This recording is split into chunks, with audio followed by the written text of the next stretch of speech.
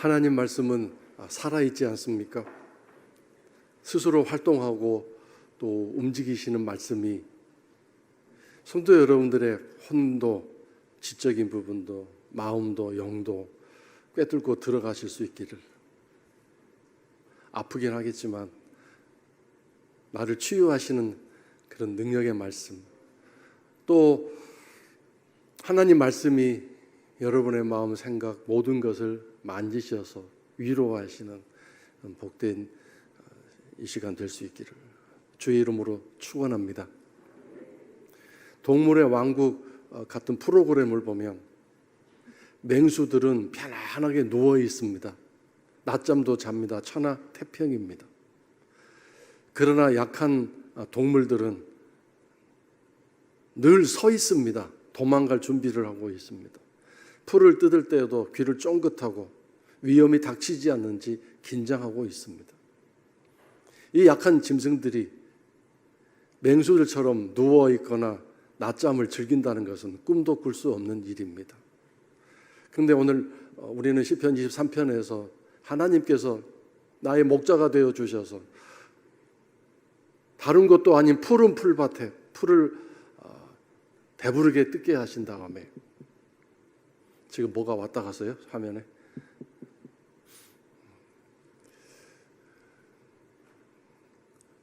나를 거기에 눕게 하신다고 말씀하셨습니다. 나를 눕게 하신다. 양과 같이 약한 나를 하나님이 눕게 하신다. 여기서 우리는 어떤 단어를 깨달을 수 있습니까? 평강이라는 단어, 평안이라는 단어를 우리가 느낄 수 있습니다. 목자 되신 하나님께서 나를 지켜주시고 보호해 주시고 풀밭에서 배부르게 나를 채워주셨기 때문에 나는 이제 편안하게 평강하게 그 풀밭에 누워 있을 수 있습니다. 하나님은 오늘 우리들에게 이 평강을 주시기 원합니다. 심지가 견고한 사람, 그리고 하나님을 신뢰하는 사람에게 평강을 계속해서 공급해 주신다고 말씀하셨습니다. 오늘은 하나님을 앙망하는 사람에게 새 힘을 주신다고 말씀하셨는데, 이것을 평강과 연결해서 여러분과 함께 은혜를 나누려고 합니다. 우리는 힘들고 어려워하는, 슬퍼하는 사람에게 찾아가서 위로합니다. 격려합니다. 힘내세요라고 말합니다. 힘을 내라는 말은 힘을 계속해서 써야 할 상황이니까 그 힘을 계속해서 중단하지 말고 힘을 계속 내라는 얘기인데, 지금 그 힘을 어떻게 내야 될지 내가 뭔가 할 수만 있다면 도와주고 싶은데 그렇게 할 수 없습니다. 그래서 안타까운 마음으로 지금 힘이 계속 필요한 상황 아닙니까? 그래서 그 사람에게 힘을 절대로 포기하지 말고 계속 힘을 공급하십시오, 그런 뜻인데, 여러분, 이런 경우에 우리는 힘이 든다라고 말합니다. 힘이 들어 죽겠어, 힘이 들어 너무 어려워 말합니다. 힘이 계속 들어갑니다. 힘이 계속 사용되어집니다. 그러면 어디선가 그 힘이 계속 공급되어져야 하는데, 힘이 공급되어지지 않으면, 더 이상 힘이 들어가야 되는 상황에서 힘이 공급되지 않으면 망하게 되는 거죠. 이것을 번아웃이라고 하지 않습니까? 완전히 내 자신이 불에 타서 재가 되어버리는 경우를 말합니다. 요즘은 보아웃이라는 단어를 씁니다.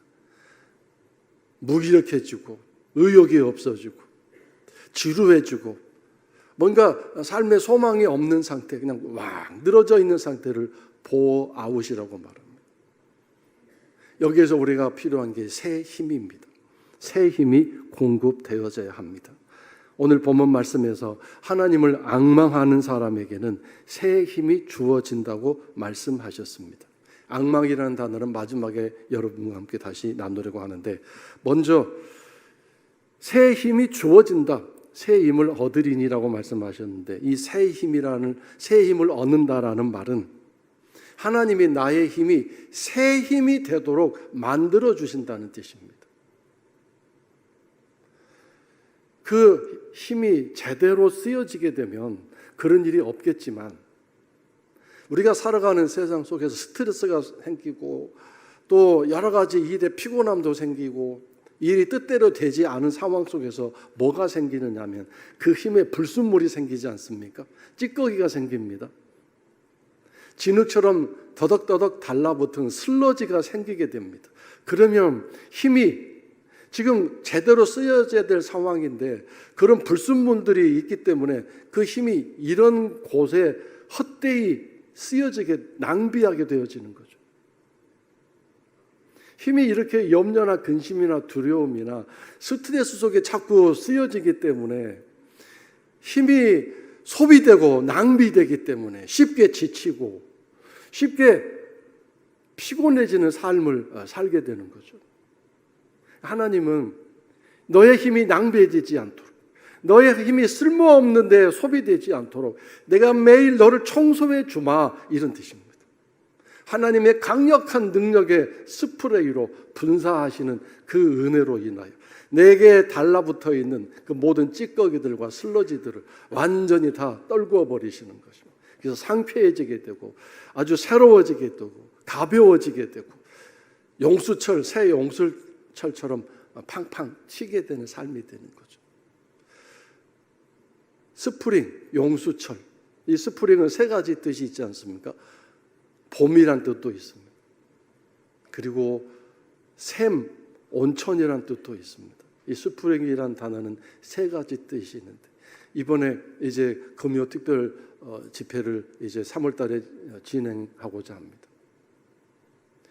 주제를 쓰지는 않았지만 여기에 주제는 뭐냐면 하나님, 제가 스프링, 봄이 되게 해주세요. 용수철이 되게 해주세요. 새 용수철이 되게 해주세요. 제가 새로운 샘물, 시원한 생수가 넘치는 샘물, 온천이 되게 해주세요. 이런 주제를 가지고 주님, 제가 봄이 되게 해주세요. 스프링 되게 해주세요. 이런 주제를 가지고. 근데 사실 이 플랜카드에 그걸 그림으로 그리라고 그랬는데 빼먹었습니다. 봄을 스프링이라는 단어 써놓고 봄 꽃을 그림으로 그리고 그 다음에 용수철도 그려놓고 그 다음에 마지막에 온천도 그려놓고 시각화한 이 플랜카드를 만들자 그랬는데 빼먹었습니다.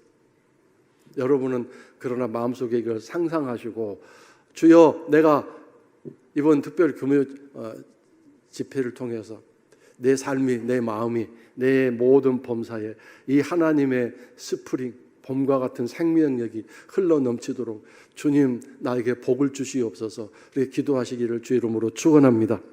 저는 이 세 가지가 평강이라고 믿습니다. 평강이란 뭔가? 내 안에 봄은 생명력이 활발하게 움직이는 시간 아닙니까? 활력입니다. 봄은 활력을 뜻합니다. 용수처럼 뭘 뜻합니까? 탄력을 뜻합니다. 아주 탄력이 좋으면 삶이 절대로 피곤하지 않을 것입니다. 그리고 온천이란 상쾌함. 내 모든 스트레스를 샘물, 시원한 생수로 또는 따뜻한 온천물로 피곤했던 모든 삶을 활력 있게 만들어주는 생명수, 생명력을 뜻합니다. 생명력.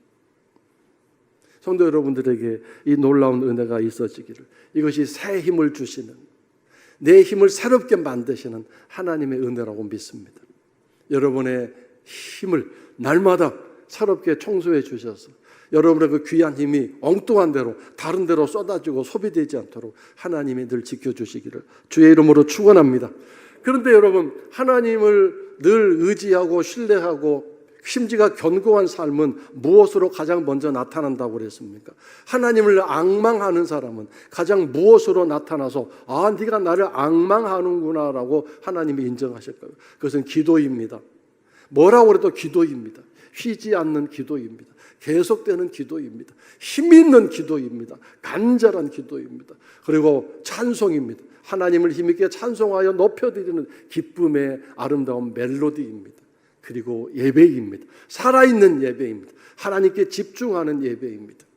이 예배를 통해서, 기도를 통해서, 여러분의 찬송을 통해서, 그리고 또 한 가지 말씀 묵상을 통해서 이 하나님의 새 힘을 공급받는, 하나님의 평강을 공급받는 봄이 되시고 온천이 되시고 용수철처럼 생명력 있는 성도의 삶이 되시기를 주의 이름으로 축원합니다. 새 힘을 얻는 것을 평강이라고 말씀드렸는데 이것이 가장 잘 설명된 말씀이 요한 3서 2절입니다. 여기에 보면 뭐라고 되어 있습니까? 사랑하는 자여 내 영혼이 잘됨 같이 내가 범사에도 잘되고 강건하기를 간구하노라. 내 영혼이 잘된다는 것, 내 심령 내 마음이 평강으로 넘치는 것을 말합니다. 잘된다, 평안하다, 샬롬이다 그런 뜻입니다. 그리고 범사 내 하는 모든 일들이 어긋나지 않고 이 평강이란 조화가 되다 그런 뜻 아닙니까? 서로 조화가 돼서 잘 굴러가다, 잘 진행되다, 잘 앞으로 움직이다 그런 뜻입니다. 내 모든 범사가 하나님의 돌보심과 은혜 안에서 평강을 누릴 때, 어긋남이 없을 때 가족의 모든 일들도 내가 하고자 하는 모든 일들도 그렇게 하나님이 돌봐 주신다는 뜻입니다. 그 건강까지도 하나님이 평강으로 넘치게 채워주실 것입니다. 물론 고혈압도 있고 당뇨도 있고 또 여러 가지 병도 있을 수 있겠지만 그런 것들이 너무 갑자기 퍽 튀어서 나를 힘들게 하고 어렵게 하는 것이죠. 그 전체적인 조화 속에서 그 병들이 있을지라도 그 약함들이 있을지라도 나를 무너뜨리지 않도록 오늘 내 삶을 이끌어 가는데 부족함이 없도록 하나님이 도와주신다는 뜻입니다. 필요한 경우는 약도 먹어야 될 것이고 필요한 경우에는 의사의 돌봄도 받아야 될 것이고 또 그런 조화된 삶을 위해서 하나님이 나에게 운동하라고 또 인도하실 수도 있고 여러 가지 그런 육신의 건강과 조화된 평화를 위해서 하나님이 이모저모로 나를 돌보신다는 뜻입니다. 그래서 여러분 앞으로 평강이란 무언가 이 세 가지를 꼭 기억하십시오. 내 마음도 평안해지고 내 모든 범사도 평안해지고 내 모든 건강도 평안해지는 것. 이것이 바로 꽃이 만발한 생명력이 뛰어난 봄의 계절처럼 내가 열심히 힘차게 살아가는 것이고 새의 스프링처럼 팡팡 튀는 너무 막 밟아대고 오래되다 보니까 탄력이 없어져서 그 용수철이 죽어버리는 그런 것이죠. 늘 탄력이 넘치는 그리고 샘물 시원한 생수가 나오는 미네랄이 풍부한 그런 생명력 넘치는 샘물처럼 내 안에서 생수가 흘러나오는 이 복을 하나님이 약속하셨으니 이 총칭 이 세 가지 모든 걸 통합한 평강의 복이 성도 여러분들에게 흘러넘치게 되시기를 또 그렇게 될 수 있을 줄로 믿습니다. 기도하시고 간구하시기를 축원합니다. 자, 이제 이 평강의 복을 더 발전시켜서 지난 주일 주중에 우리는 마태복음 10장을 묵상했습니다. 그 10장 12절에 이런 말씀이 나옵니다.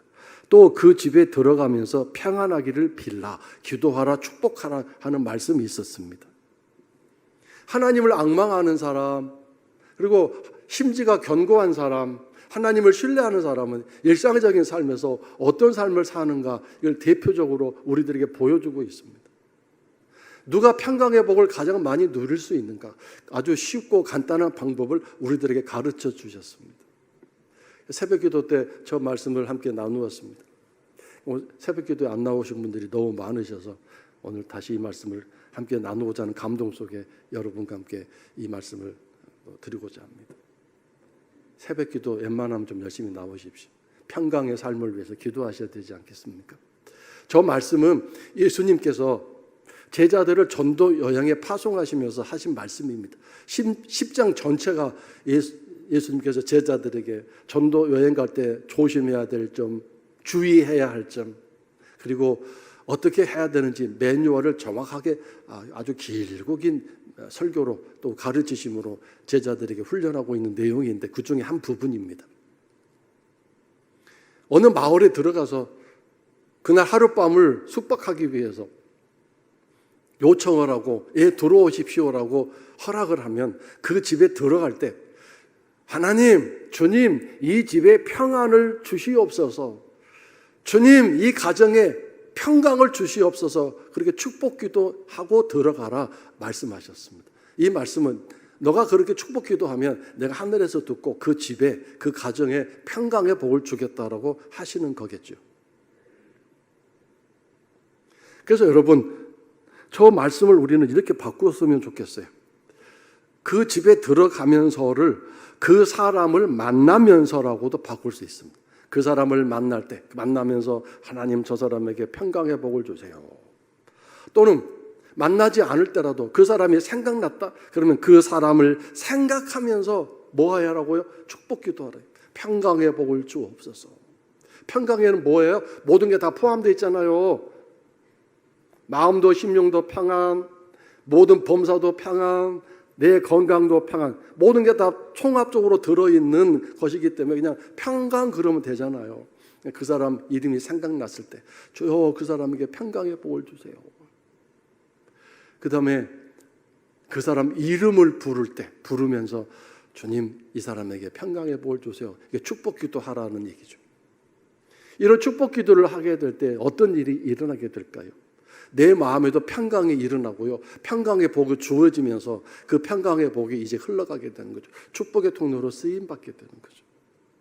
그러므로 여러분, 내가 평강의 복을 받기 원한다면 일상적인 삶에서 우리가 수없이 사람들을 만나고 거래업체에 들어가고 물건을 사러 들어가고 식당에 밥 먹으러 들어가고 오고 가는 모든 삶 속에서 내가 들어가는 모든 집마다 가게마다 내가 만나는 모든 사람마다 또는 만나지 않아도 그 사람이 생각날 때마다 하나님 그에게 축복을 주세요라고 축복하는 것은 평안의 복을 축복하는 것은 내 삶이 평안해지는 복받는 지름길이 된다는 것입니다. 왜냐하면 받고 싶은 사람은 먼저 주어라 그렇게 말씀하셨잖아요. 주는 사람이 받는 사람보다 더 복이 있다고 하셨거든요.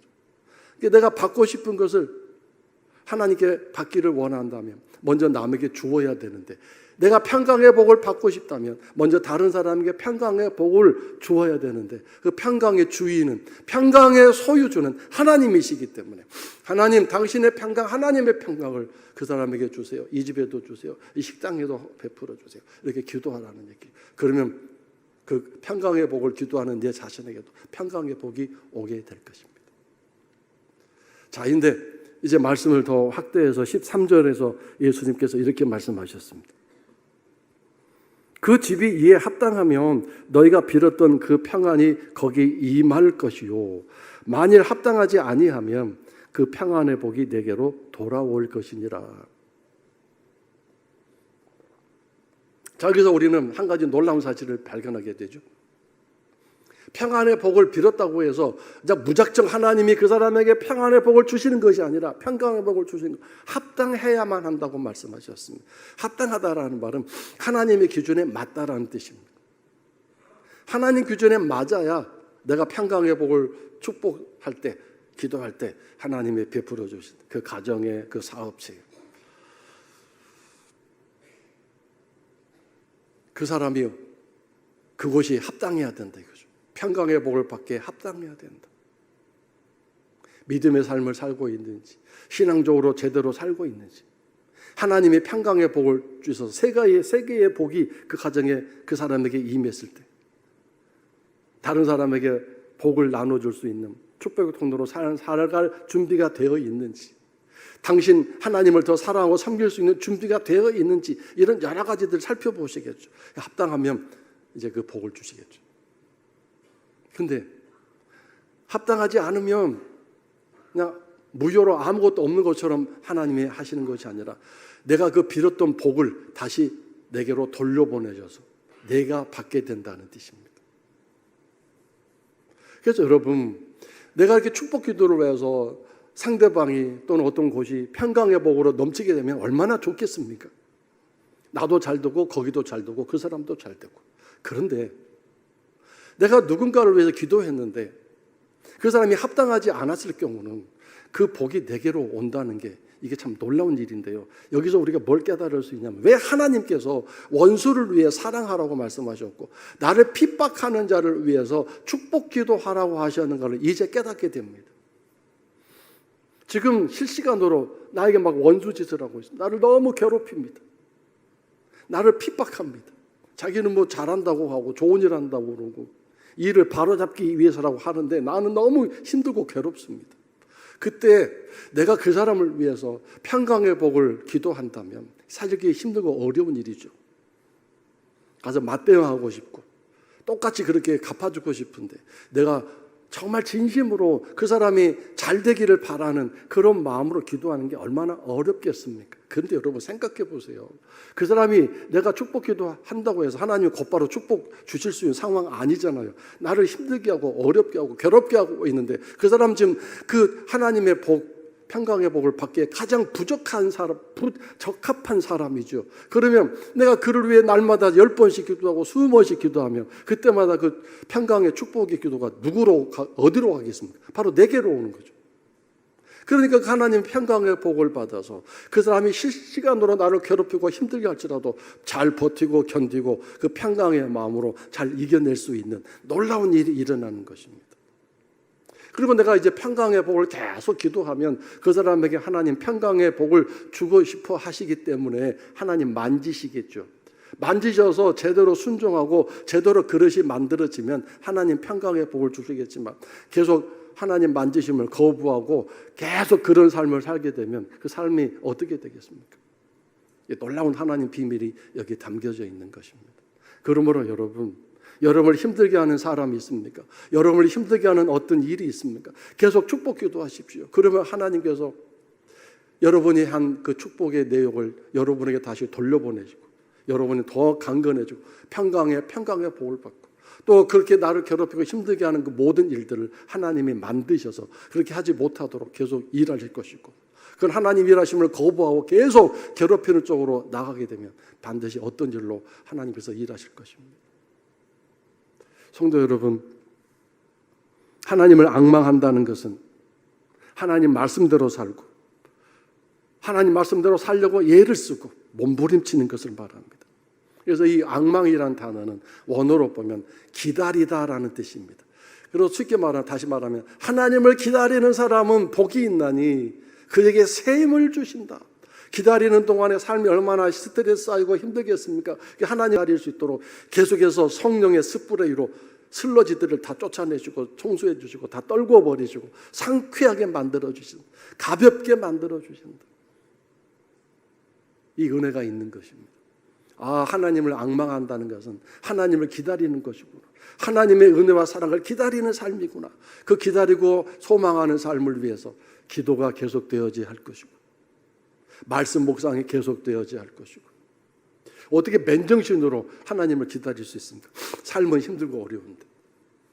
그리고 예배를 정말 진심으로 하나님 앞에 드리면서 살아갈 때 내 삶 속에서 하나님이 늘 새 힘을 주시는 그런 은혜를 공급받아서 열심히 기도할 수 있는 힘이 생기고 열심히 하나님 말씀 늘 읽을 수 있는 기쁨이 생기고 그 말씀이 얼마나 맛있는지 그 말씀의 맛에 막 정신이 빠져서 날마다 말씀 묵상하는 삶을 살게 되고 예배의 맛에 빠져서 예배의 깊은 맛, 맛있는 맛에 빠져서 예배의 소망을 갖게 되는 삶이 되지 않겠습니까?